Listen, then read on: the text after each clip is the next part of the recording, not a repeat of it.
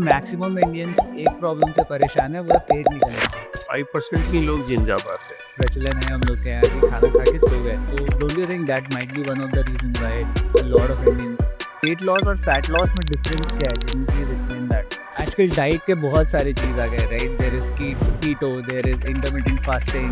What is the ideal way? What is the ideal diet? Fitness का कोई shortcut नहीं है। ये सब जो डाइट है ना, फैंसी डाइट है, शॉर्टकट डाइट है, जिसको 1 वीक 10 डेज तक लोग लेते हैं। एक्सरसाइज और जिम जो भी चीज़ें है वो सब सिर्फ साइकोलॉजिकल फैक्टर है। थोड़ी देर के लिए तो सेटिस्फैक्शन होता है, बट लॉन्ग टर्म कोई बेनिफिट नहीं है, ना इंटरमीडिएट फास्टिंग की, ना किसी तरह फास्टिंग करने की कोई नीड ही नहीं है। तो मैं सवाल ये है कि is it enough to stay fit Indian diet, या फिर do we need to add something? Do we need to सत्तू में क्या कंप्लीट प्रोटीन है? मीन्स अगर तू 100 ग्राम ले रहा है सत्तू, तो 24 gram protein plus 400 calorie.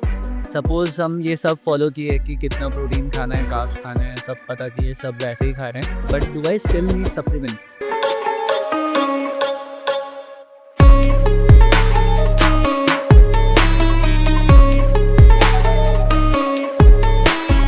Welcome to the show. आज के एपिसोड के लिए हम पर्टिकुलरली बहुत एक्साइटेड है, क्योंकि आज एक्चुअली हेल्थ और फिटनेस के बारे में बात करने वाले हैं हम लोग एक सर्टिफाइड न्यूट्रिशनिस्ट से। Sir, but before we begin, can you quickly introduce yourself, how you got into this field and who do you mostly work with? I am Sudhakar Misra, clinical dietitian and sports nutritionist, with almost 15 years of expertise in the field of nutrition and dietetics. जहाँ तक अपनी career start करने की बात है, तो मेरा शुरू से इंटरेस्ट रहा इस फील्ड में। मैंने इसमें मास्टर किया, दो सब्जेक्ट से, पहले बायोकेमिस्ट्री से, फिर न्यूट्रिशन में किया एमएससी। और सबसे पहला अपॉर्चुनिटी मिला मुझे as a guest faculty college of commerce में पढ़ाने का। सारे बच्चे को जब जिस कॉलेज में पढ़ाई की स्टार्टिंग, फिर उस कॉलेज में पढ़ाना एक बहुत बड़ा अचीवमेंट था। फिर 2011 में गोल्ड जिम पटना खुला, तो वहाँ पे एज ए न्यूट्रिशनिस्ट काम करने का मौका मिला, क्योंकि उससे पहले 1-2 जगह ट्राई किए, बट बॉयज़ को ज़्यादा अपॉर्चुनिटी नहीं इस फील्ड में। हाँ, राइट। तो एज ए गोल्ड जिम खुलना मेरे लिए बहुत बड़ा अपॉर्चुनिटी मिला और मेरे लाइफ का सबसे बड़ा किक मिला। सब कुछ कैरियर स्टार्ट की, और उसके बाद पटना के ऑलमोस्ट जितने भी जिम है उसमें मैंने काम की। New fitness, डैमसन fitness, mutant gym, fit 7, और इसके अलावा पटना से बाहर भी जाया करते थे। एक समय था जब 9 ऑर्गेनाइजेशन में, 9 जिम में काम करते थे। अच्छा है। तो अपने आप को हम 8 आवर कहीं शिफ्ट नहीं, मतलब फिक्स नहीं किए। एज ए फ्रीलांसर हम काम किए, इंडिपेंडेंट रहे और अपनी क्लिनिक के साथ साथ रन किए। आज की डेट में 2-3 ब्रांच भी है अपनी क्लिनिक, और 3-4 फिटनेस सेंटर से भी एसोसिएटेड, और करीब 15,000 एवं लोगों को अवेयर कर चुके हैं, फिटनेस हेल्थ फिटनेस भी बना चुके हैं, फिट कर चुके हैं, बहुत सारी डिजीज़ को रिवर्स कर चुके हैं, जैसे डायबिटीज, फैटी लिवर, हाइपरटेंशन, ये सब लाइफ स्टाइल डिसऑर्डर। राइट। क्योंकि WHO कहते हैं 95% डिजीज आज की डेट में लाइफ स्टाइल डिसऑर्डर, जिसको हम लोग पालते हैं, संभाल के रखते हैं। थोड़ा सा अगर अर्ली एज में आप हेल्थ कॉन्शियस रहते हैं, तो उसका नेक्स्ट जनरेशन जो हमारे बच्चे हैं, छोटे बच्चे, उन पर भी असर पड़ता है। तो पूरी फैमिली हेल्थ फिटनेस भी होती है और हेल्थ कॉन्शियस रहती है, तो उसका इम्पैक्ट पूरे फैमिली पर और सोसाइटी पे पड़ता है। तो चाहेंगे कि हम मैक्सिमम ये कंट्रीब्यूशन देते रहें लंबे समय तक, और जिनको हम अवेयर कर रहे हैं वो भी दूसरे लोगों को अवेयर करें, और साइंटिफिक वे में होना चाहिए। Right sir. So glad to have you on the show. Sir, हम अभी जिम की बात कर रहे थे, हम भी काफ़ी टाइम से जिम कर रहे हैं, और एक चीज़ है ना जो आई थिंक मैक्सिमम लोग ये नोटिस करते होंगे इंडिया में स्पेशली, बहुत ज़्यादा क्रेज़ बढ़ चुका है जिम जाने का। Lot of people are going to the gym now. बहुत ज़्यादा डाइट का ट्रेंड भी बहुत ज़्यादा चल रहा है, लेकिन फिर भी मैक्सिमम इंडियंस एक प्रॉब्लम से परेशान है, वो है पेट निकलने से। तो एज इंडियंस हम लोग ऐसा क्या कलेक्टिवली गलत कर रहे हैं कि मैक्सिमम इंडियंस का पेट निकला हुआ है? देखिए, अभी भी अगर देखा जाए टोटल पॉपुलेशन में, तो हमको लगता है सिर्फ 5% ही लोग जिम जा पाते हैं। मतलब फिटनेस मीन्स जिम जाना ही नहीं है। आप 1 घंटा कहीं भी इंगेज हो सकते हैं, सबसे पहले ही समझना है। 1 घंटा कहीं भी इंगेज होना, अगर पार्क जाए, आप घर पे करें, जिम जाए, कहीं भी 1 घंटा इंगेज करना। 24 आवर सिर्फ 1 घंटा आपने नहीं निकाला। पहला प्रायोरिटी है। दूसरा है कि हम फिटनेस फिर कैसे रहे, अपने आप को हेल्थ कॉन्शियस कैसे बनाए, ये बहुत मेजर रोल प्ले करता है। वो सेल्फ खुद से आता है, इसको ज़बरदस्ती डेवलप नहीं किया जा सकता। अगर आप एक अच्छी habit, happy routine, happy personality को फिट करना चाहते हैं, डिजीज़ फ्री रहना चाहते हैं, और सबसे बड़ी चीज़, जब फिटनेस का पता आपको कब चलेगा, जब आप सेम एज ग्रुप के सामने खड़े रहेंगे आफ्टर 35-40, आप जरूर 5 साल कम दिखेंगे। फिटनेस यही है, डिजीज़ फ्री रहना है, मेडिसिन फ्री रहना है, और अपनी एज को बाकी लोग से तक कम दिखाना। बहुत सिंपल है, इसको हम लोग डेली हैबिट में डेवलप कर सकते हैं। Sir, but don't you think as Indians हम लोग का डाइट बहुत ज़्यादा हैवी होता है कार्ब्स और फैट में इंस्टेड ऑफ प्रोटीन, एंड खाने के बाद सोने का भी बहुत ज़्यादा एक प्रचलन है हम लोग के यहाँ कि खाना खा के सो गए, और उस कारण भी काफ़ी ज़्यादा फैट डिपॉजिट बनता है। तो don't you think that might be one of the reason why a lot of Indians. नहीं, ऐसा नहीं है। 24 आवर का शेड्यूल है, उसमें हम लोग 8 आवर स्लीप कर रहे हैं, बाकी 8 आवर वर्किंग होता है, और 8 आवर जो है सो आप खाना बाकी एक्टिविटी के लिए यूज करते हैं। इसको इस तरह से डिस्ट्रीब्यूट कर सकते हैं। हमारा मेटाबॉलिक रेट टोटल डाइट का जो हमारा कैलोरी पर डे का है, उसमें सरप्लस कैलोरी हम खा रहे हैं, तभी हमारा वेट बढ़ता है। पहली चीज, मेटाबॉलिक रेट मीन्स हमारा जो इंटरनल ऑर्गन है, heart, lungs, liver, kidney 24 hour काम करता है। टोटल कैलोरी का 70% कैलोरी हमारे मेटाबॉलिक रेट पे खर्च होता है, और 30% हम लोग जो दिन में एक्टिविटी करते हैं उस पर खर्च होता है। तो that is basal metabolic. Basal metabolic rate, उसमें मेरा 70% कैलोरी खर्च हो रहा है, 30% मेरी एक्टिविटी पे खर्च हो रहा है। और जब हम सो रहे हैं रात में भी, अगर 8 बजे 9 बजे 10, तो हमारा हार्ट, लंग्स, लीवर, किडनी काम कर रहा है, ऑलरेडी कैलोरी बर्न कर रहा है। ये मिथ है कि सिर्फ हम रात में खाएंगे ज़्यादा तो वेट बढ़ जाएगा। हम कितना ले रहे हैं पोर्शन, वो मैटर करता है। आप 7 बजे खाइए, 9 बजे खाइए। कुछ लोग वर्किंग है, वो लेट नाइट काम करेंगे, लेट नाइट सोएंगे, कोई दिक्कत नहीं हुआ, लेट से उठते भी तो है। जस्ट 8 आवर स्लीप पैटर्न हो रहा है उनका। डिपेंड करता है कि पोर्शन हम रात में कितना ले रहे हैं। सर एज अ न्यूट्रिशनिस्ट, और ऐसे भी जैसे जनरली भी हम लोग जिम जाते हैं तो मैक्सिमम लोग का कंसर्न होता है कि वेट लॉस करा दो, वेट लॉस करा दो, बट एक्चुअली वेट लॉस नहीं, they are looking for fat loss. तो दोनों वेट लॉस और फैट लॉस में डिफरेंस क्या है? Can you please explain that? बहुत लोग अपना मोबाइल निकालते हैं, हेल्थ कैलकुलेटर निकाले, पीएमआई कैलकुलेट करते हो। बहुत सारे मशीन को जब देखे तो देखें बीएमआई सेम है, परफेक्ट है, आइडियल है, बट उनका बॉडी कंपोजिशन डिफरेंट। तो बॉडी कंपोजिशन मीन्स अगर मसल और वाटर का वेट है या फैट का वेट है, वो हम लोग कैलकुलेट करते हैं। तो हमारे पास इन बॉडी की मशीन है जिससे लोग पूरा बॉडी स्कैनिंग करने के बाद रिपोर्ट निकालते हैं। वेट लॉस और फैट लॉस में डिफरेंस ये है कि वेट लॉस मीन्स मसल भी लॉस हो रहा है, वाटर भी लॉस हो रहा है, फैट भी लॉस हो रहा है। बट सिर्फ फैट लॉस में हम लोग मसल वाटर मेंटेन करते हुए सिर्फ बैड फैट जो स्टोर फैट है उसको लॉस करते हैं। तो हेल्दी वे इससे क्या रीगेन नहीं करता वेट, मेटाबॉलिक रेट स्लो नहीं होता।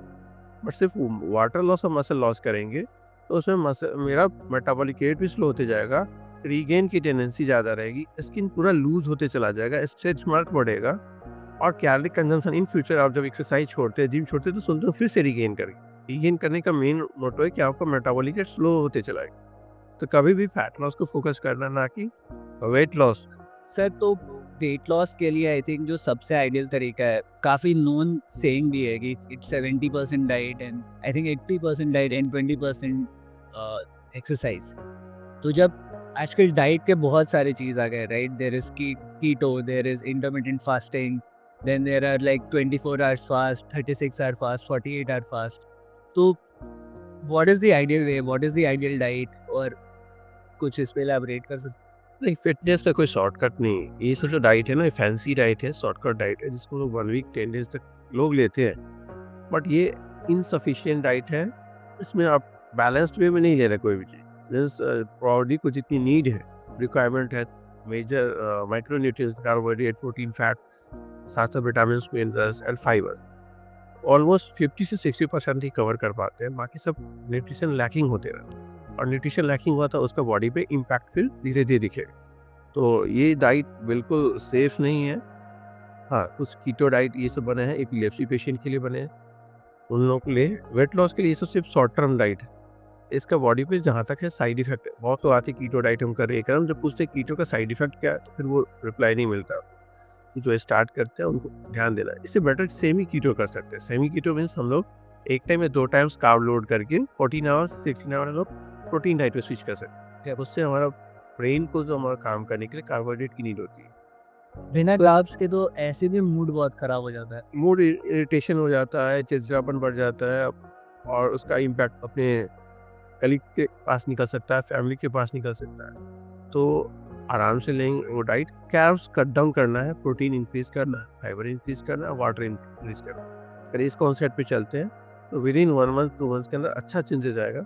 एक एवरेज 3 to 5 kg भी पर मंथ कोई रिजल्ट ले रहा है, तो 5 मंथ्स में आराम से 15 to 20 kg रिजल्ट ले सकते हैं।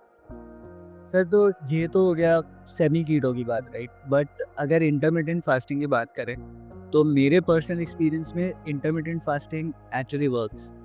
और एक्चुअली कुछ है भी नहीं उसमें, बस आप टाइम रेस्ट्रिक्ट कर दिए कि ये 8 घंटे, जैसे आप बोल रहे थे कि 24 घंटे 8 घंटा सोना है, 8 घंटा काम है, 8 घंटा जो भी आप करना चाहते हैं। तो मेरा ये मानना है कि अगर हम अपना ईटिंग विंडो रेस्ट्रिक्ट कर देते हैं 8 घंटे पे, तो काफ़ी ईज़िली फैट लॉस कर पाते हैं हम। बॉडी को पता होता है कि खाना इतने टाइम पे मिलेगा, इतने देर में डाइजेस्ट करना है, और 16 घंटे का फोर्स्ड फास्टिंग भी हो जाता है। तो क्या ये रियल साइंस है, मतलब डज इट एक्चुअली वर्क, या ये बस मेरे दिमाग में? न्यूट्रिशन साइंस इसको कभी प्रमोट नहीं करता है। एज ए डाइटिशियन जब लोग एथिक्स की बात करते हैं तो ये भी इनकम्प्लीट है। दिस आप कॉमन चीज़ें सोचेंगे कि 2 मील खाना है, आपका दिमाग सोच रहा है कि 2 ही मील। इसमें क्या रिस्ट्रिक्टेड नहीं कि आप क्या खा रहे हैं। हाँ, कुछ भी खा। आप कार्ब्स, प्रोटीन, फैट का रेशियो कुछ भी हो सकता है, आप खा सकते हैं। तो ऐसे लोगों के लिए जो सिंपल वे वो कहते हैं कि हम सब कुछ खाते हुए कम कर रहे हैं, वो इंटरमीडिएट पे जाते हैं। कीटो पे वो जाते हैं जिनको अपने टंग पे कंट्रोल है, अपने डिसिप्लिन पे कंट्रोल, वो कार्ब्स कट डाउन कर रहे हैं, फैट और प्रोटीन को कट डाउन नहीं कर रहे हैं। कितना फैट का रेशियो 70-75% रहता है और प्रोटीन का रेशियो 20-25%, कार्ब्स सिर्फ 5% रहता है। तो वो वैसे लोग कह रहे हैं जो थोड़ा सा डिसिप्लिन में और रिजल्ट को ओरिएंटेड है। जिनको टेस्ट पे कंट्रोल नहीं है वो इंटरमीडिएट पे जाते हैं। बट दोनों में आपका कार्बोहाइड्रेट का रेशियो, प्रोटीन का रेशियो, फैट का रेशियो बिल्कुल जो डेली रिक्वायरमेंट है RDA, जो हमारा रिकमेंडेड डेली अलाउंसेस है, ICMR और NIN का, फॉलो नहीं होता।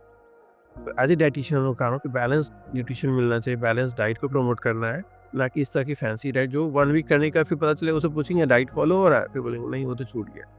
2 केजी 3 केजी आने के बाद फिर वो डाइट डिसिप्लिन में फॉलो नहीं होता। और कीटो तो वैसे भी बहुत डिफिकल्ट है फॉलो करने के लिए, just with having protein and fat. Protein और फैट्स है तो पूरा न्यूट्रिशन इम्बैलेंस होना ही होना वैसे। हाँ, एग्जैक्टली। इनफैक्ट उसमें तो वेजिटेबल से आने वाले कार्ब्स को भी काउंट करते हैं, राइट? 20 ग्राम्स का आपके पास विंडो रहता है, राइट? आई थिंक बहुत से 5 to 10 ग्राम्स पे आ जाता है, लेकिन इसमें क्या है कि आपका फैट से हेवीनेस फील होता है और फाइबर से, और हमको लगता है कि हमारा पेट भरा हुआ है। तो जो ग्लाइकोजन स्टोर है वो तो ब्रेक डाउन हो रहा है, लेकिन साथ साथ जो हम फैट इतना लोड करेंगे तो कहीं ना कहीं वो हार्म करेगा। Right. But the basic logic is कि आप अपने बॉडी को फोर्स कर देते हैं कीटोसिस के स्टेट में जाने के लिए, and then you start burning fat as a fuel instead of carbs. क्या बोले, आप कर सकते हैं, डिपेंड करता है कि आप कितने दिन कर रहे हैं। मतलब अल्टरनेट भी कर सकते हैं इसको, तो बॉडी पे हार्म नहीं होगा। क्या क्या एक दिन कार्ब्स लोड करेंगे, एक दिन कीटो करेंगे, एक दिन कार्ब्स लोड करेंगे, एक दिन कीटो करेंगे, तो ये कॉन्सेप्ट कर सकते हैं।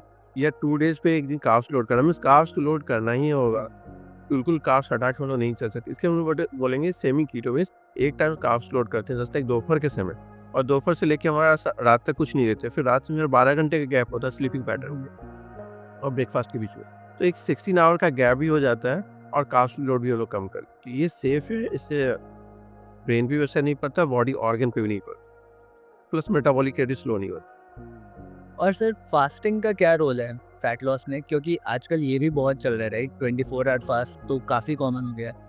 इनफैक्ट हम खुद 36 आवर फास्ट तक किए 2-3 बार ट्राई, और अच्छा तो फील होता है। इनफैक्ट मतलब आप लोग यूजुअली ये सोचते हैं कि अगर हम फास्ट करेंगे तो वीक लगेगा, जिम में परफॉर्मेंस नहीं आएगा, बट एक्चुअली 36 आवर्स पे जिम पे परफॉर्मेंस काफ़ी अच्छा इन्हांस हो जाता है। तो उसका क्या साइंस है? एक्सरसाइज और जिम जो भी चीज़ें है वो सब सिर्फ साइकोलॉजिकल फैक्टर है। आप सोचेंगे कि आज हमको वर्कआउट करना है तो होगा, जैसे कि आप एक डेट्स भी खा के जा रहे हैं तो लगेगा कि आज हम डेट्स खा के आ रहे हैं तो एक्सरसाइज होगा। लेकिन आप सोचेंगे कि आज हम नहीं कर रहे हैं, बगल वाला कुछ एक्टिविटी कर रहा है तो मूड स्विंग हो जाता है, तो फिर नहीं कर पा रहा। ये कोई ये मैटर नहीं है कि 3 दिन फास्ट है, 4 दिन कहाँ से एनर्जी रहेगा। ये डिपेंड करता है कि बॉडी में वाटर का लेवल, इलेक्ट्रोलाइट का लेवल और प्रोटीन का लेवल, ये कट डाउन नहीं करना। अगर ये 3 चीज मेंटेन है तो आप बिल्कुल फास्ट करते हुए भी आप काम कर सकते हैं। वाटर, इलेक्ट्रोलाइट एंड प्रोटीन, इसकी डिफिशियंसी नहीं होनी चाहिए। आप कार्ब्स और फैट को कट डाउन करके भी आप एक्सरसाइज कर सकते हैं, लाइट फील कर सकते हैं। एक सिंपल बताएंगे, अभी जस्ट रोजा कंप्लीट हुआ है, मैक्सिमम लोग 2 टाइम खाते हैं। अभी जो इंटरमीडिएट फास्टिंग की बात करें तो वो लोग यही कॉन्सेप्ट पे काम कर रहे हैं। और दिक्कत क्या हो रही है, किसी रोजा करने वाले से पूछेंगे वेट घटा, तो स्टार्टिंग का जब रोजा खत्म होगा तो 2 दिन बताएंगे कि हाँ मेरा कम हुआ था 3 केजी, फिर से वो रीगेन करता है। और 1 वीक के अंदर में अगर 4 केजी 5 केजी कम हुआ फिर से रीगेन करता है। तो अब सीडो वेट लॉस करते हैं, इसमें मैक्सिमम लोग वाटर लॉस करते हैं और मसल लॉस करते हैं, फैट लॉस नहीं करते। फैट उतना ही रहता है, ये बढ़ जाता है बिना कंसिस्टेंसी के तो फैट लॉस है। फिर वही है। हाल अभी नवरात्रा चल रहा है तो 10 डेज का नवरात्रा है, इसमें यही चीज़ है। 10 डेज आप सॉल्ट का इंटेक कम कर रहे हैं तो वाटर जो स्टोर था वो भी लॉस हो रहा है, प्लस प्रोटीन हम लोग जनरली जो सोर्स है मिल्क या पनीर, इसके अलावा और कोई सोर्स अभी दाल वगैरह भी नहीं ले रहा है।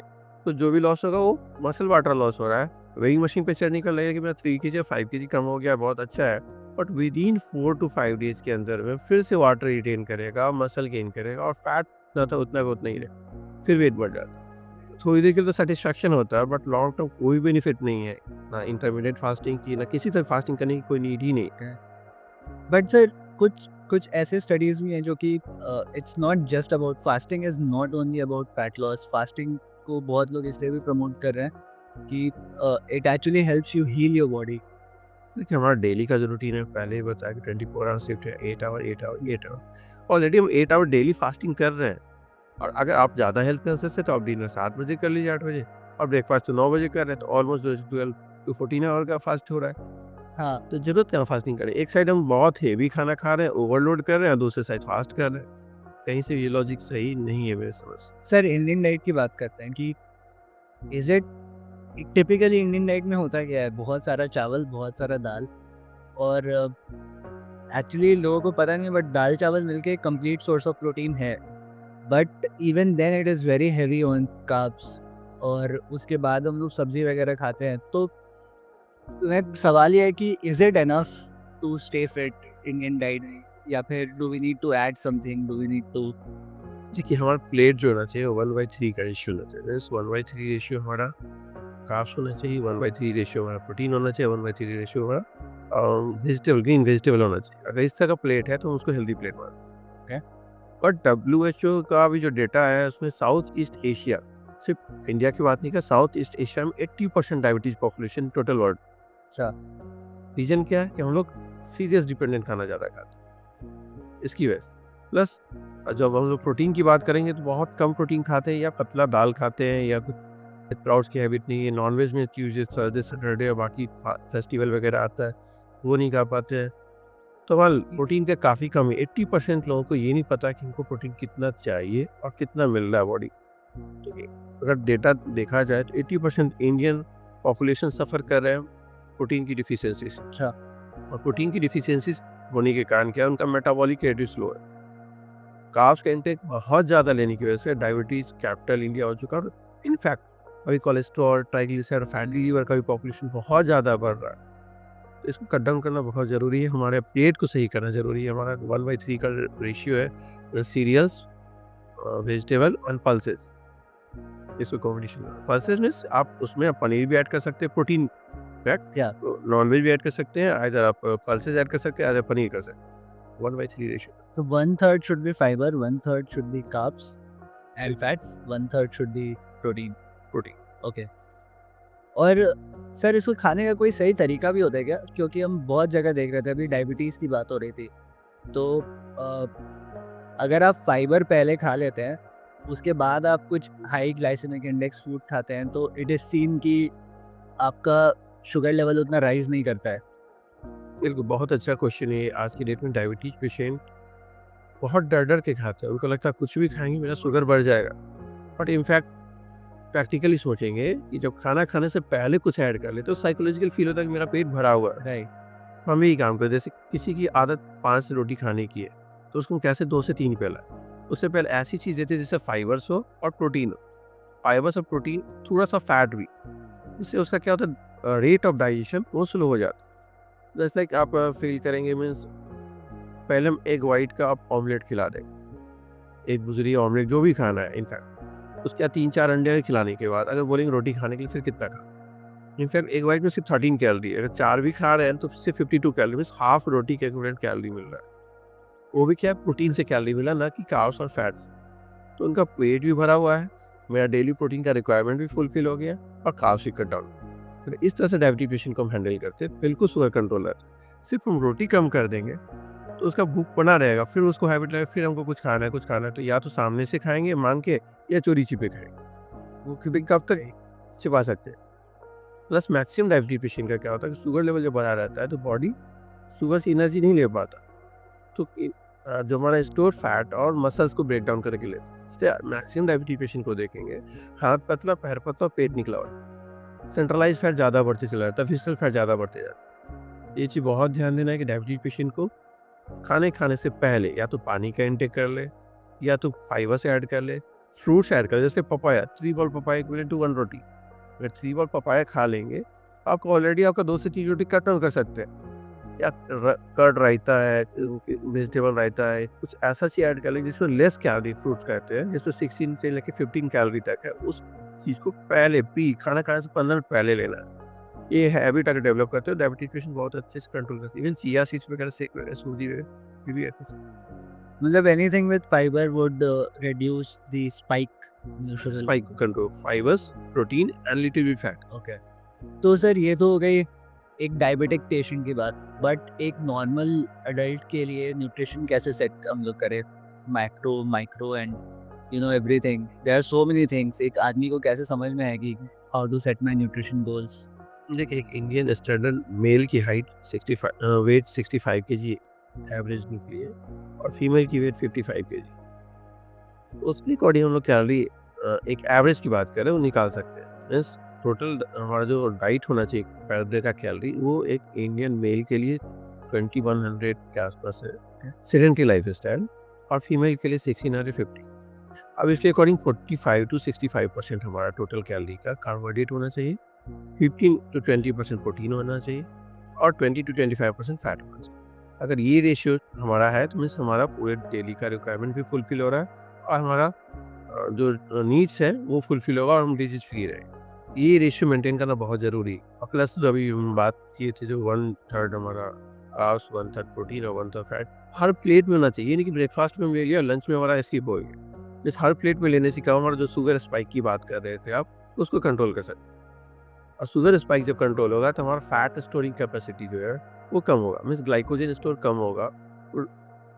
स्पाइक जैसे ही होगा उसको जल्दी फ्यूल मिला, और जल्दी फ्यूल मिलेगा तो जैसे टंकी ओवरफ्लो होता है उसी तरह से बॉडी भी उसको स्टोर फैट करता है। बट स्लो डाइजेशन होगा तो ये फैट स्टोरिंग कैपेसिटी बहुत हद तक कम।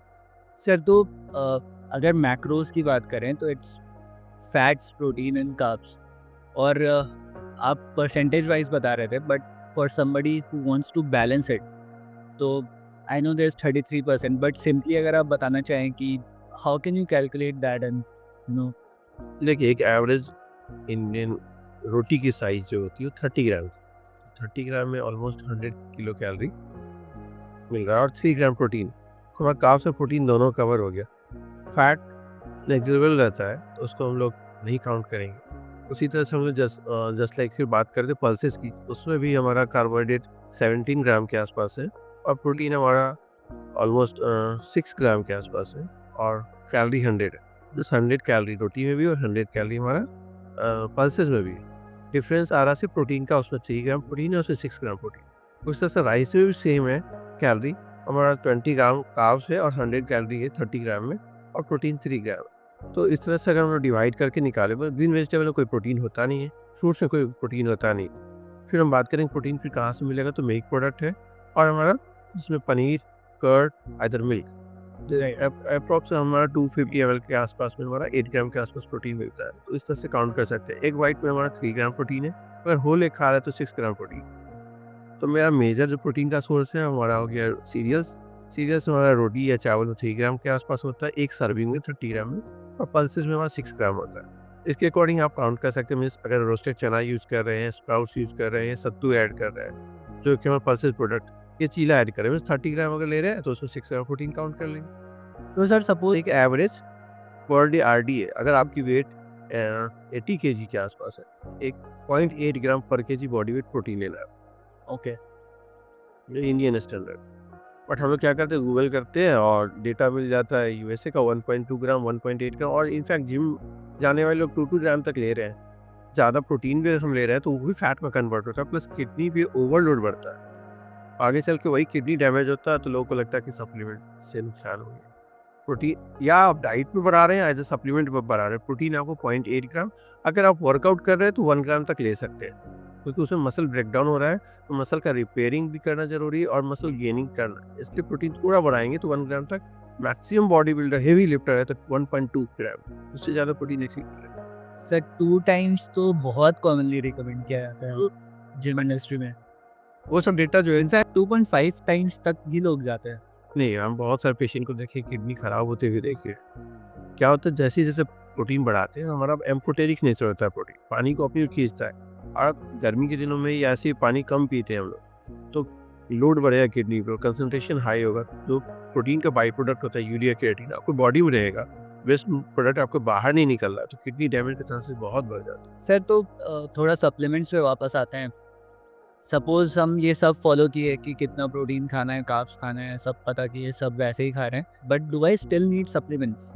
और एंड इफ आई डू तो कौन से ऐसे सप्लीमेंट्स हैं जो लेने चाहिए सबको सेफ? देखिए सप्लीमेंट का डिफिनेशन ही है, जब डाइट से फुलफिल नहीं हो तब एडिशनल लेना है, ना कि उसको हम एक हैबिट में, एक कल्चर में डेवलप कर। सप्लीमेंट कुछ लोगों को हम लोग प्रेफर करते हैं, जस्ट लाइक कोई डायबिटीज है, किडनी पेशेंट है, या प्रोटीन का नीड ज़्यादा है, जैसे कोई जिम कर रहा है, या बर्न का केस है, या किसी वजह से उनका डाइजेशन वीक है, सूट नहीं करा प्रोटीन, या बिल्कुल वेजिटेरियन सोर्स है, तो मेरे पास ऑप्शन ही रहता है, तब हम लोग प्रेफर करते हैं सप्लीमेंट को।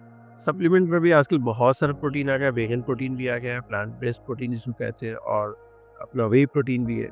वे का भी बहुत सारा फॉर्म है, concentrate, blend, isolate, gainer, hydrolyse, और थोड़ा सा कॉस्टली होता है, इंडियन पॉपुलेशन में ज़्यादा लोग उसको अडॉप्ट नहीं कर पाते, बट डाइजेस्टिबिलिटी अगर देखेंगे तो वे प्रोटीन का बहुत अच्छा है।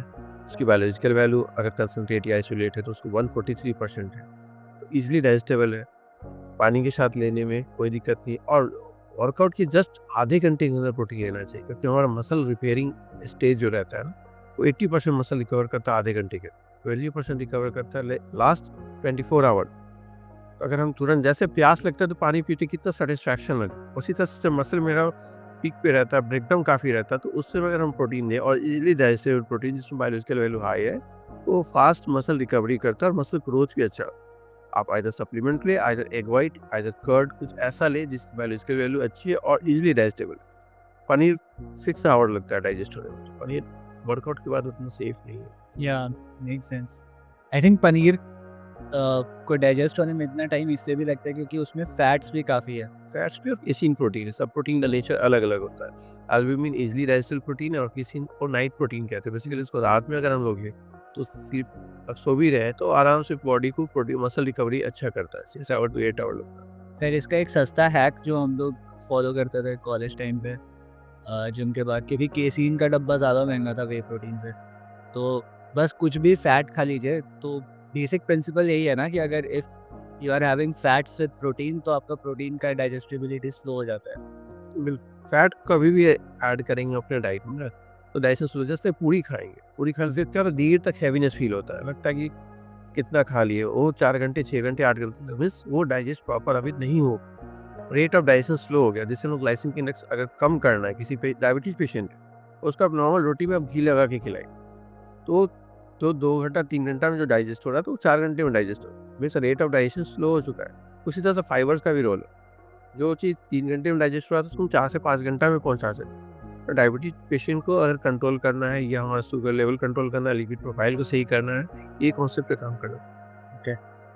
फैट गेन करने का पैटर्न स्पेशली इंडिया में जो हम लोग देखते हैं वो यही है कि पेट के पास सबसे ज़्यादा चर्बी आता है, specially I think in men, and then you start gaining fats around chest.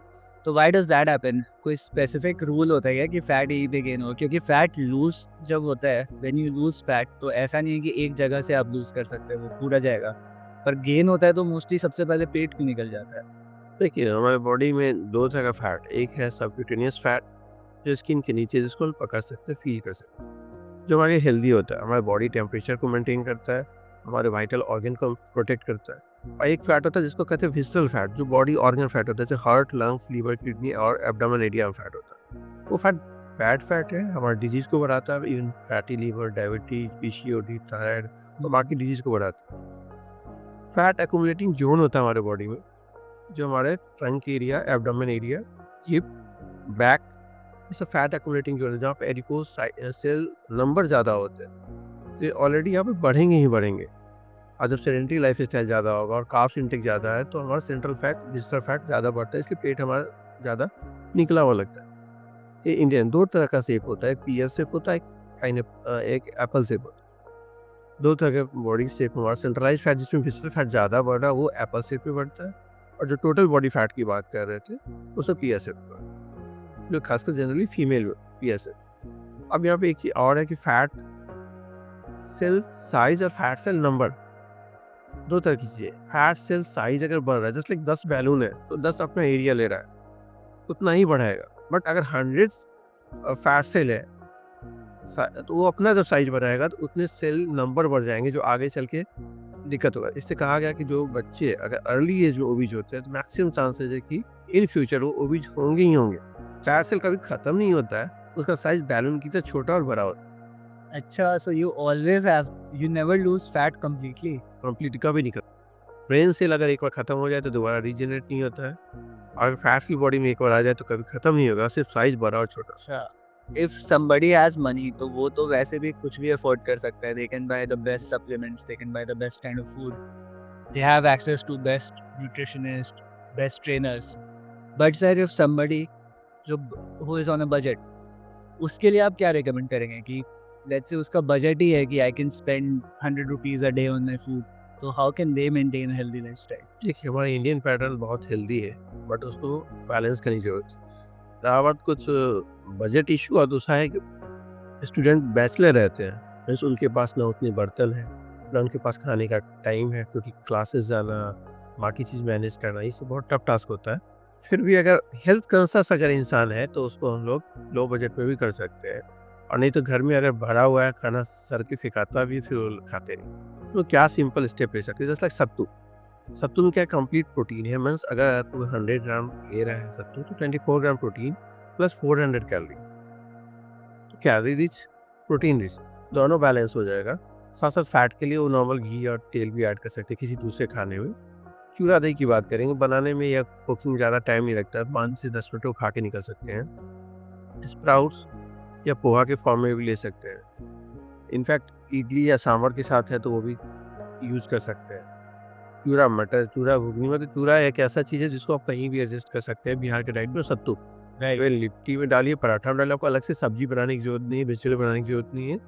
हाँ, अगर कुछ है तो साथ में पराठा में पूरा वो सब्जी भी डाल देंगे तो एक कंप्लीट डाइट हो जाएगी, या फिर सैलेड फॉर्म में आप पराठा ले लीजिए, चटनी ले लीजिए और सलाद के साथ खा लीजिए। तो बैचलर लाइफ में या कम बजट में इसको बहुत हेल्दी वे में हम लोग अरेंज कर सकते हैं। सत्तू लिट्टी, चूरा दही, अपना स्प्राउट्स और इडली सांभर, ये सब। सर ये अपना सत्तू, हम लोग तो सर बिहार में पता नहीं कब से सत्तू पी रहा है। अभी गर्मी आ रहा है तो फिर हर कितना ठेला लग जाएगा, सत्तू बहुत मिलता है गर्मी में। लेकिन आजकल हम देख रहे हैं ग्लोबली भी बहुत ज़्यादा प्रमोट किया जा रहा है सत्तू को एज अ सुपर फूड, है ना। मतलब पहले सत्तू को एज प्रोटीन फूड कोई नहीं देखता था, पर आज के डेट में हम देख रहे हैं कि actually influencers are recommending that you can take sattu and not whey protein. Same protein, जब आप प्रोटीन का डब्बा देखेंगे ना, उसमें 1 सर्विंग में 24 ग्राम प्रोटीन, और इसमें 1 सर्विंग आप अगर 100 ग्राम का ले रहे हैं तो 24 ग्राम प्रोटीन है। जो मास गेनर लेते हैं उसमें 3 इसको बोला जाता है लेने के लिए, तब जाके 400 या 500 कैलोरी मिलता है। यहाँ पे अपने सत्तू में हर चीज़ है, तो 400 कैलोरी भी कार्ब्स भी लोड कर सकते हैं। हाँ, कुछ लोगों का डाइजेशन इशू होता है तो 2 पार्ट में ले सकते हैं, 50 ग्राम एक टाइम, 50 ग्राम एक टाइम। ये करके उनका डेली रिक्वायरमेंट फुलफिल हो सकता है। सप्लीमेंट कोई नीड नहीं है। अगर सत्तू डाइजेस्ट हो रहा है इजीली और वो कंफर्टेबली वो अवेलेबल है, बिल्कुल सत्तू ले सकते हैं। सर आजकल के यंग प्रोफेशनल्स और स्टूडेंट्स का लाइफस्टाइल बहुत सेडेंटरी हो गया। हम खुद भी काम करने बैठते हैं और 7-7 घंटे तक बैठे रहते हैं लगातार, तो उसके लिए आपको क्या एडवाइस है? 7 घंटे 8 घंटे तो लोग जनरली ऑफिस में काम करते हैं, और बिल्कुल बैठ के होता है। तो 2-3 चीज़ मैनेज कर सकते हैं। एक तो 1 घंटा से 1.5 घंटा सुबह में एक्सरसाइज का टाइम निकालना जहाँ पर स्वेटिंग हो।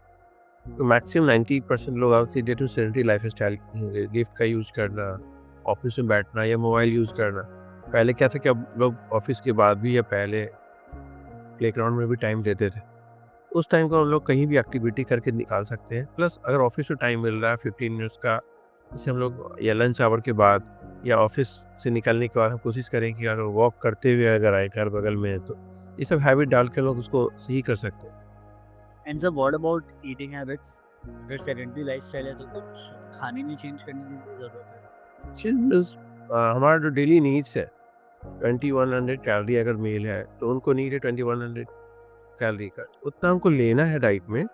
और कार्ब्स, प्रोटीन और फैट, ये जो मैक्रोन्यूट्रिएंट्स है इसको बैलेंस रखना है। साथ साथ वाटर लेवल, फाइबर्स और विटामिन मिनरल्स, ये हमारे एक बैलेंस डाइट से मिल जाएगा। कुछ चेंज करने की जरूरत नहीं है। अगर एक अच्छा पैटर्न है डाइट का, उससे हमारा डेली नीड्स फुलफिल हो जाता है।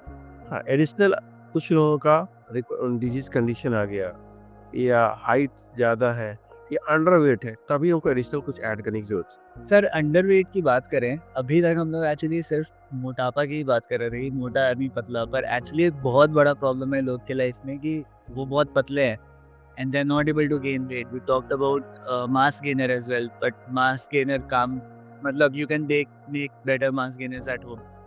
तो एक अंडरवेट इंसान के लिए आप क्या रिकमेंड करेंगे, and is it specific for male and female? अलग अलग चीज़ होती है क्या? दोनों को अलग चीज़ फॉलो करनी चाहिए क्या? नहीं, देखिए, अंडरवेट अगर कोई है उसमें 2-3 फैक्टर हो सकते हैं। एक तो मेडिकल इशू मीन्स आइदर उसको गैस्ट्रो का कोई प्रॉब्लम हो सकता है जस्ट लाइक आईबीएस या हाइपरथायराइडिज्म। एंड थर्ड है कि उसका जो इंटेक है वो देखना 3 से फैक्टर है, खाना कितना खा रहे हैं, बॉडी डाइजेस्ट कर रहा है कि नहीं कर रहा और एब्जॉर्ब कर रहा है कि नहीं। ये 3 फैक्टर है। मीन्स खाना ज़्यादा, कुछ लोग को क्या तो भूख ज़्यादा लगती है बट उसको यूज़ कर लेते हैं, मीन्स आते हैं उसको डिमांड ज़्यादा है और उनको नीड है। कुछ लोग भूख ही नहीं लगती है, वो खाएंगे क्या? कुछ लोग का डाइजेशन इशू होता है, कुछ भी खाएं तो गैस फॉर्मेशन। तो पहले उनको पेट सही करना होगा कि कुछ खाएं तो एब्जॉर्ब हो। दूसरा कि उनको डेली रिक्वायरमेंट जितना है उसमें हम लोग 500 कैलोरी या 1000 कैलोरी इंक्रीज करते हैं। जिस उनका डेली रिक्वायरमेंट 2000 अगर आ रहा है तो उनको 3000 कैलोरी तक जाना है, तब जाके उनका वेट एक एवरेज 1000 कैलोरी हम पर डे बढ़ाते हैं तो मंथ में 4 kg के आसपास उनका वेट बढ़ेगा। अगर 500 कैलोरी बढ़ा है तो 2 से 2.5 kg के आसपास उनका वेट बढ़ेगा। ये सिंपल कैलकुलेशन। अब इसमें हम लोग कैसे मैनेज करें? तो प्रोटीन के लिए हम लोग 2 चीज़ें अगर ऐड करते हैं डाइट में, जस्ट लाइक सत्तू, तो हमारा 400 कैलोरी कवर हो जाता है और 24 ग्राम प्रोटीन। अगर 100 ग्राम पीनट से ऐड करते हैं तो उसमें हमारा 24 ग्राम प्रोटीन है, 600 कैलोरी और साथ साथ good fat. And third option है पनीर का। तो प्रोटीन हमारा इन 3 चीज़ों से अगर सप्लीमेंट ना भी ले तो 60 ग्राम के आसपास प्रोटीन हमारा कवर हो जाता है। राइट। हमें स्टार्टिंग में 1 वीक तक बोलते हैं 50 ग्राम हर चीज़ का लो। 15 ग्राम से क्या होता है उनकी डाइजेशन और एब्जॉर्प्शन बेटर रहती है, लूज मोशन की टेंडेंसी नहीं रहती, गैस होने की टेंडेंसी नहीं रहती। और कार्ब्स के लिए वो हेल्दी कार्ब्स लेना चाहते हो तो फ्रूट्स अपने पास बनाना, एक बनाना 110 कैलोरी के आसपास है तो 2 से 3 बनाना भी अगर ऐड करते हैं तो मेरा कार्ब्स कवर हो गया। फैट के लिए हमारा पीनट्स बटर है या नॉर्मल जो हमारा पीनट्स खा रहे हैं तो वहाँ से भी गुड फैट मिल जाएगा, या नॉर्मल घर का घी ओवेस्ट है उसको भी ऐड करते हैं। हमारा कार्ब्स, प्रोटीन और फैट तीनों के रेशियो को बढ़ाना हो अगर वेट गेन करना है। नहीं तो कुछ लोग क्या करते हैं, ब्रेड खा के, जूस पी के, केला खा के वेट तो बढ़ा लेते हैं बट उनका सिर्फ फैट बढ़ता है कार्ब्स की वजह से, ना कि मसल वाटर गेनर। मसल उतना का उतना ही अंडर रहेगा। ऐसे लोगों का क्या होता है, वेट तो बढ़ जाएगा लेकिन हाथ देखेंगे, पैर देखेंगे पतला है और पेट निकला हुआ है। मतलब एक चीज़ और ऐड करना चाहेंगे यहाँ पे, एक्सरसाइज। एक्सरसाइज से क्या होता है, उनका जब स्वेटिंग होता है एब्जॉर्प्शन कैपेसिटी भी बढ़ती है, मेटाबॉलिक रेट भी अच्छा आता है, डाइजेशन बेटर होता है। और एक्सरसाइज करने से मसल की साइज बड़ी होती है और खाने से मसल की क्वांटिटी। उसको क्या करते हैं, वेट बढ़ा नहीं है, अंडर वेट है और जिम जाएंगे तो मेरा मसल बन जाएगा। मसल और टूटेगा, मसल रबर की तरह, उसको जितना स्ट्रेच करेंगे उतना साइज बढ़ाओ। तो पहले वॉल्यूम बढ़ाना है फिर साइज बढ़ाना, नहीं तो ब्रेक डाउन करेंगे तो कभी ग्रोथ नहीं होगा। लीन और टॉप कैटेगरी की बॉडी हो जाएगी। तो पहले थोड़ा वेट गेन करिए, उसके बाद जिम कीजिए और जिम में भी लाइट वेट से करना है, ना हेवी वेट से करना। तो वार्म अप कर सकते हैं, जैसा घर में भी कर सकते हैं, 20-25 मिनट का पुशअप है, पुलअप है, राइट। स्क्वाट है, लंजेस है, फ्री स्क्वाट। इसमें कहीं जिम की जरूरत नहीं है। पर जब एक वॉल्यूम बढ़ जाए 5 kg 10 kg, आप कॉन्फिडेंस लेवल बढ़े, तब आप जाके जब जिम में करें तो वहाँ पे मसल का साइज बढ़ाओ। ठीक उसी तरह से जैसे कि हमारा प्रोटीन इंटेक जब तक नहीं देंगे और साइज बड़ा हो ही नहीं सकता है। तो आइदर बेटर है कि आप डाइट से ले, आइदर सप्लीमेंट से ले, ये मैटर नहीं करता है। आपकी डाइजेशन बेटर होनी चाहिए। कभी कभी क्या होता है, मीन्स हम लोग को सपोर्ट में डाइजेस्टिव इंजाइम की जरूरत पड़ती है। कुछ लोग का इंजाइम सही से नहीं रिलीज होता है जिसकी वजह से डाइजेस्ट नहीं हुआ, या कभी कभी एल्बेंडाजोल कीड़े की दवा होती है, कभी कभी वर्म हो जाते हैं, उसकी वजह से भी एब्जॉर्प्शन डिस्टर्ब होता है। तो हम लोग को हर प्रोसेस पे काम करना होगा स्टेप बाय स्टेप। वेट घटाना आसान है, वेट बढ़ाना मुश्किल। हाँ, वेट बढ़ाना ज़्यादा डिफिकल्ट है। क्योंकि ज़्यादा खिलाएंगे तो फिर गैस फॉर्मेशन या लूज मोशन की टेंडेंसी रहेगी और भूख नेक्स्ट मील के लिए भूख बना होना चाहिए। इसके लिए सिंपल एक लॉजिक और कर सकते हैं लोग, 3 मेन मील देते हैं और 3 स्मॉल मील या इजीली डाइजेस्टेबल फूड देते हैं। जहाँ तक एक ब्रेकफास्ट लिए तो उसका अगला हम लोग जो देंगे वो लिक्विड फॉर्म में होगा, जूस फॉर्म में। फिर एक हम लोग नॉर्मल डाइट ले रहे हैं तो फिर एक में हम लोग ओट्स या स्वीट पोटैटो या पोटैटो टाइप का कुछ देंगे जिससे कार्ब्स लोड कर रहे हैं, वो आसानी से डाइजेस्ट हो जाता है।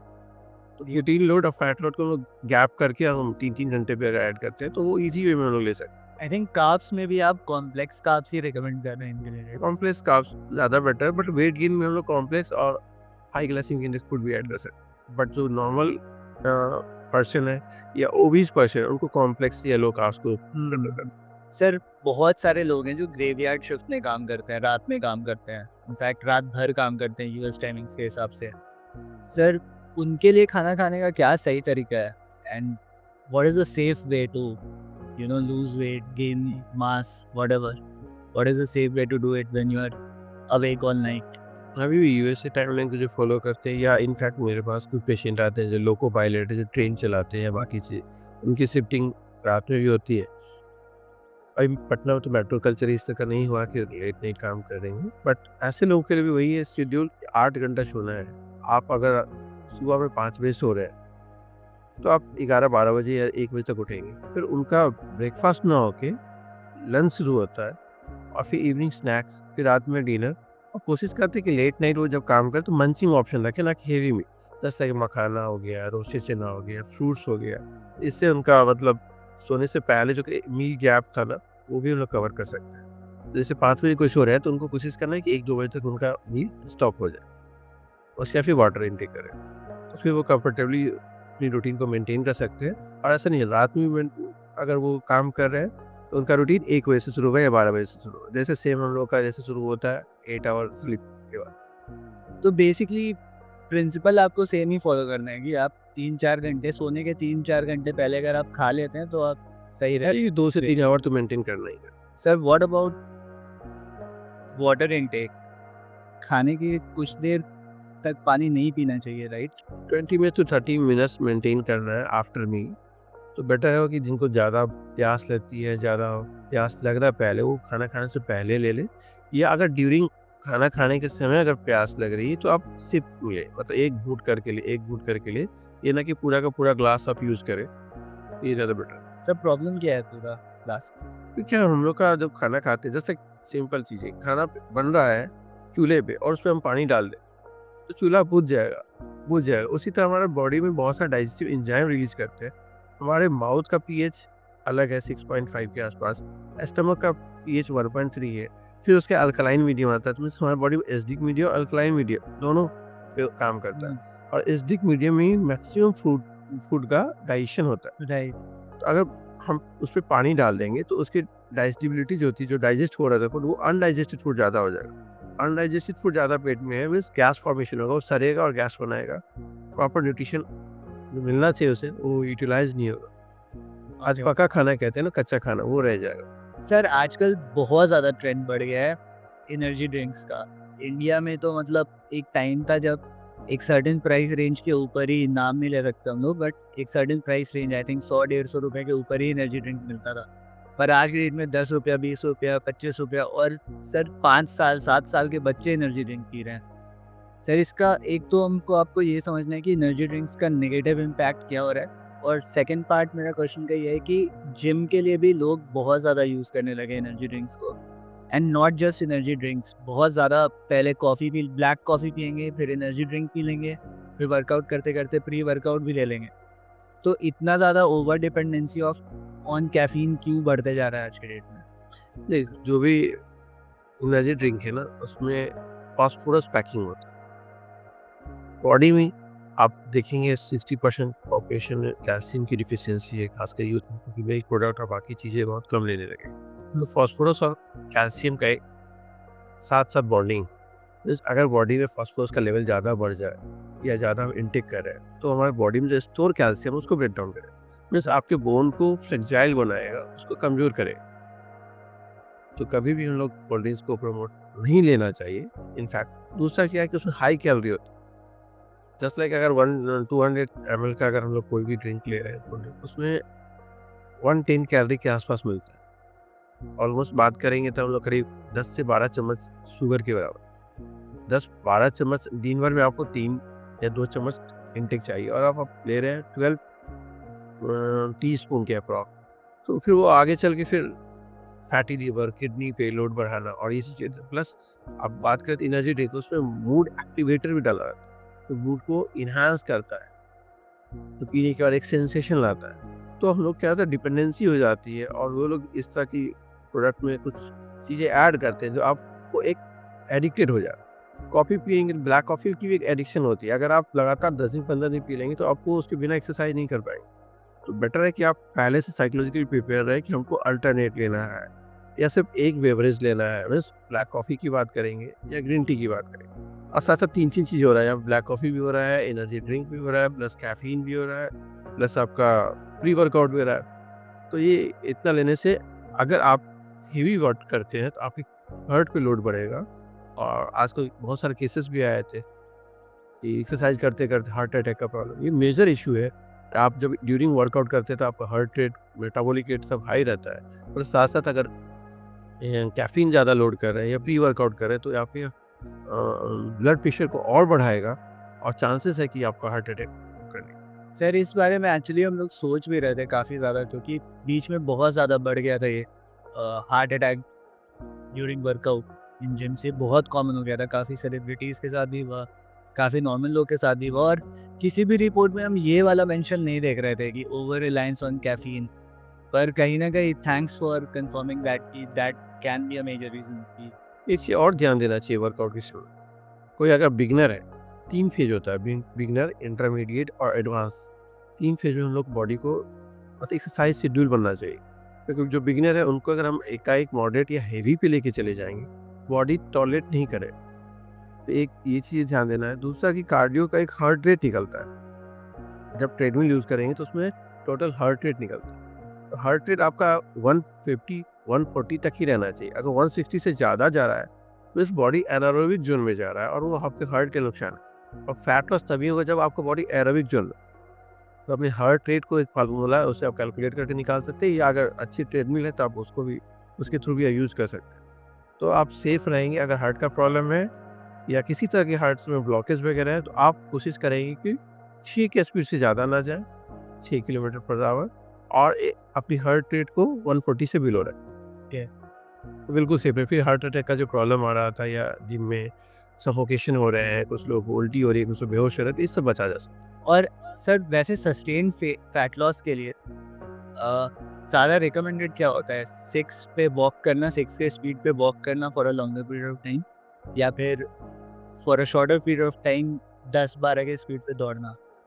देखिए, जिम कभी करेंगे ट्रेडमिल, हम लोग कार्डियो एक्सरसाइज करना है। कार्डियो आप कहीं भी कर सकते हैं, आइदर आप ट्रेडमिल करें, आइदर साइकिलिंग करें, आइदर स्पिन बाइक करें, आइदर क्रॉस ट्रेनिंग करें, किसी फॉर्म में कर सकते हैं। स्पीड इंसान का धीरे धीरे बढ़ता है। अगर आप कंटिन्यू 3 महीने या 6 महीने से कर रहे हैं तो आपकी नेचुरल 6 पे आप बोरिंग फील करेंगे, तो आपकी वो 7 और 8 भी जा सकती है। बट एक सेफ कह सकते हो बिगिनर के लिए 5-6 सफिशिएंट है। बीच बीच में एक्सीलरेट करना है। एक्सीलरेट मीन्स 1 to 2 मिनट्स के लिए हम 9 और 10 पे भी जा सकते हैं।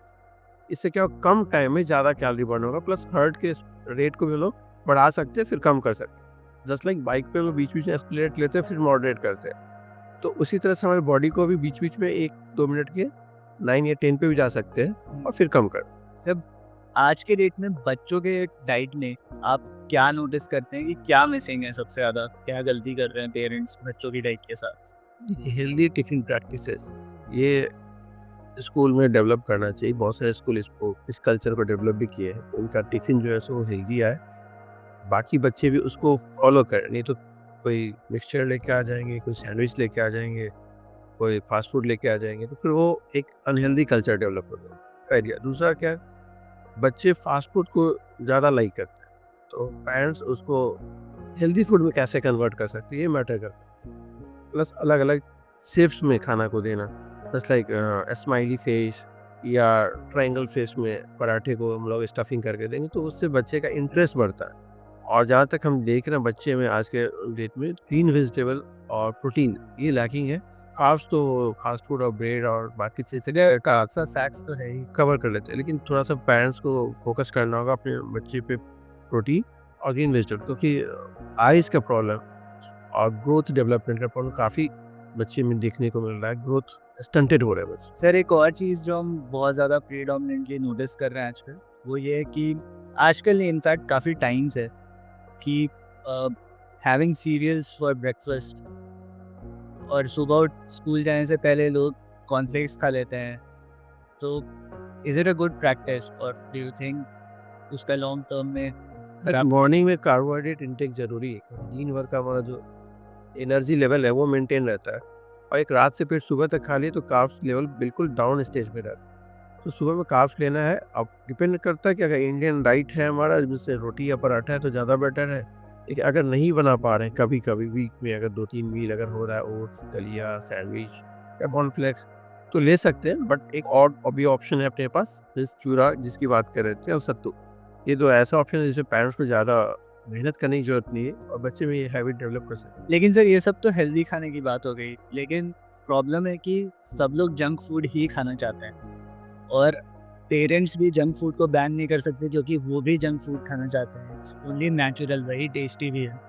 तो इस प्रॉब्लम को कैसे मिटिगेट कर सकते हैं, जंक फूड वाले प्रॉब्लम को पेरेंट्स? जंक फूड को हम लोग हेल्दी फूड में कन्वर्ट कर सकते हैं। जस्ट लाइक अगर हम लोग पहले तो ये प्लान करना है कि वीक में कितना खाना है। एक हैबिट में हम वीक में 2 ले रहे हैं या 5 मील ले रहे हैं, ये मैटर करता है। प्लस अगर उसको हम लोग घर में कुक कर रहे हैं तो अपने अकॉर्डिंग हम उसको कस्टमाइज कर सकते हैं, उसमें प्रोटीन और फाइबर्स के रेशियो को बढ़ा सकते हैं। कुछ लोग कहते हैं चीट मील, ये चीट नहीं करके हम उसको ट्रीट मील कह सकते हैं। मीन्स अगर हम 10 डेज के पे ट्रीट दें अपने आप को, या अगर 5 kg रिजल्ट आ जाता है वेट लॉस का, या कोई डिजीज मेरा जस्ट लाइक बीपी कंट्रोल हो गया या डायबिटीज कंट्रोल हो गया, तो एक हम लोग ट्रीट मील दे सकते हैं, ना कि चीट मील को प्रेफर करते हैं। ट्रीट मील तो एक एक्चुअली काफ़ी अच्छा टर्म है, ट्रीट मील। सर अगला सेगमेंट रैपिड फायर है। हम कुछ क्वेश्चंस पूछेंगे हेल्थ एंड न्यूट्रिशन के अराउंड एंड आपको एक छोटा आंसर देना है। Okay start. घर का बेस्ट हेल्दी स्नैक क्या है? स्प्राउट्स। ओके। मखाना। मखाना और स्प्राउट्स। एक अंडररेटेड इंडियन फूड जो सुपर न्यूट्रिशियस है? Sattu and sprouts. Okay. Cheat meal या cheat day? Cheat meal. Okay.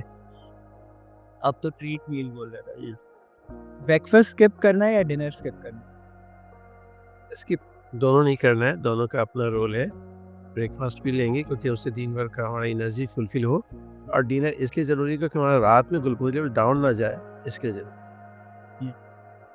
Most overrated health food? Avocado, नारियल पानी, कीवी।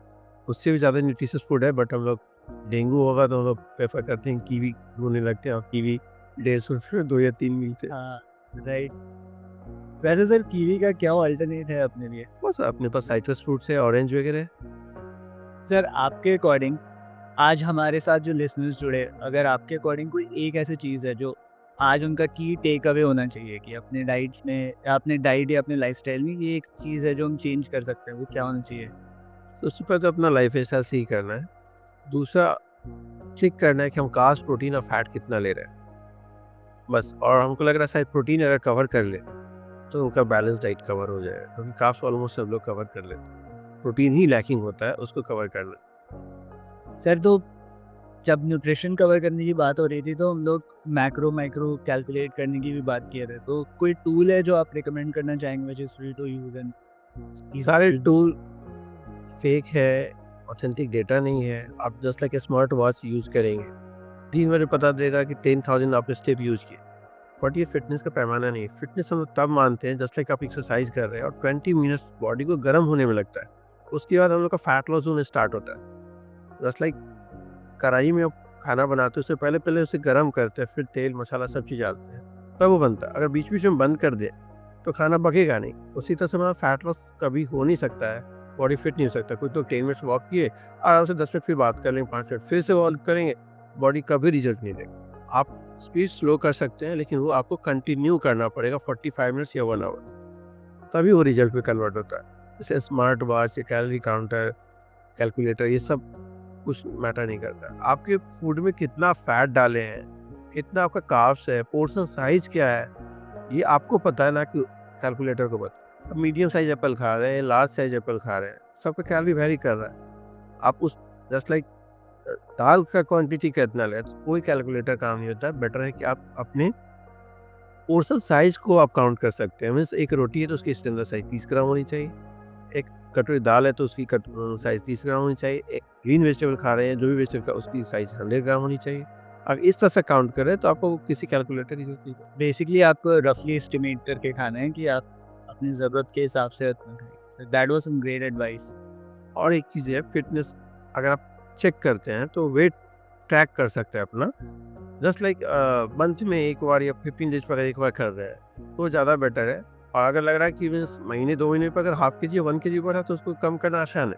लेकिन अगर बिल्कुल 6 महीना गायब हो जाए, मज़े से खाए, तो इसलिए घर की साफ़ सफाई हम डेली नहीं करें तो घर गंदा होगा। उसी तरह से बॉडी भी है, इसको डेली साफ़ सफाई नहीं करेंगे, डेली मेंटेन नहीं करेंगे, केयर नहीं करेंगे, तो वो अनहेल्दी फैट बढ़ेगा ही बढ़ेगा और उसका इम्पैक्ट इन फ्यूचर पड़ेगा।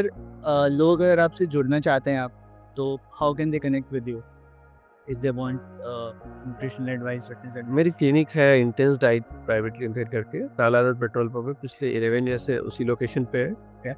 और ऐसे सोशल मीडिया पे भी आप जुड़ सकते हैं, फेसबुक, इंस्टाग्राम, लिंक्डइन, और अपना वेबसाइट है www.intensediet.com। उस पर जाके आप जो भी क्वेरी है फ्री में आप एडवाइस ले सकते हैं। और मंथ में एक कैंप भी लगाते हैं फ्री में, बॉडी कंपोजिशन एनालिसिस का, लोगों को अवेयर करने के लिए। जिन लोगों के पैसे कम है, वो फिटनेस फिक्र है, उनको फिट रहना है, वो आके अपना फ्री में रिपोर्टिंग करवा के, कंसल्टेशन भी फ्री है ठीक है। अगर उसके बाद किन्हीं को डाइट प्लान होता है तो पैकेज में हम लोग काम करते हैं रिजल्ट ओरिएंटेड, क्योंकि नेट पे गूगल पे फ्री में बहुत कुछ मिलता है, लेकिन जब आप पे करते हो तो एज ए प्रोफेशनल मेरी भी रिस्पॉन्सिबिलिटी बनती है कि आपको कैसे फिट रखें। तो मेरी टारगेट ओरिएंटेड काम होता है, इधर वो वेट लॉस हो, इधर वेट गेन हो, किसी का ब्लड शुगर बढ़ा हो, किसी का कोलेस्ट्रॉल बढ़ा हो, तो उनको रिवर्स करते हैं। किसी का कोलेस्ट्रॉल, ट्राइग्लिसराइड या डायबिटीज पेशेंट है, उनका शुगर बहुत बढ़ा हुआ है, with in 15 days, 20 days, 1 month के अंदर बहुत सारे चेंजेज आते हैं। और जब वो 3 मंथ्स में फिर से क्रॉस चेक के लिए रिपोर्ट निकालते हैं तो 2 बेनिफिट मिलता है। एक तो मेडिसिन का लोड कम होता है और दूसरा उनका बॉडी खुद अच्छा फील होता है। अगर हम डाइट के थ्रू चाहेंगे अचीवमेंट, तो बीमारी को ठीक करने की बात तो बाद की बात करें, हम उसके मेडिसिन के लोड को अगर कम करें तो मेरा पहला अचीवमेंट है। और दूसरा उसको फिट बना रहा है। तो जो 6 दवा 8 दवा खा रहे हैं वो 2 दवा पे ज़रूर आ जाएंगे और उनका रिपोर्ट भी नॉर्मल आ जाएगा। तो यही फिटनेस और डाइट का बेसिक। Right sir. सर बहुत अच्छा लगा आपसे आज बात करके। Thank you so much for giving us the time. मेरा खुद भी बहुत सारा डाउट्स था, हम खुद बहुत टाइम से फिटनेस में हैं एंड खुद भी मेरा बहुत सारा डाउट्स था। आई थिंक बहुत सारा मिसकंसेप्शंस भी था around macronutrients, micronutrients, a lot of things. So thank you so much for giving us the time and I hope this video was helpful for our audience as well. अगर आपको ये video पसंद आया तो please इस video को like करो, इस चैनल को सब्सक्राइब करो और इसको उन लोगों के साथ शेयर करो जिसको इस वीडियो की ज़रूरत है। और अगर आप सर के साथ जुड़ना चाहते हैं तो हमने उनके सारे क्रेडेंशियल्स डिस्क्रिप्शन बॉक्स में लिंक कर दी। You can reach out to him there.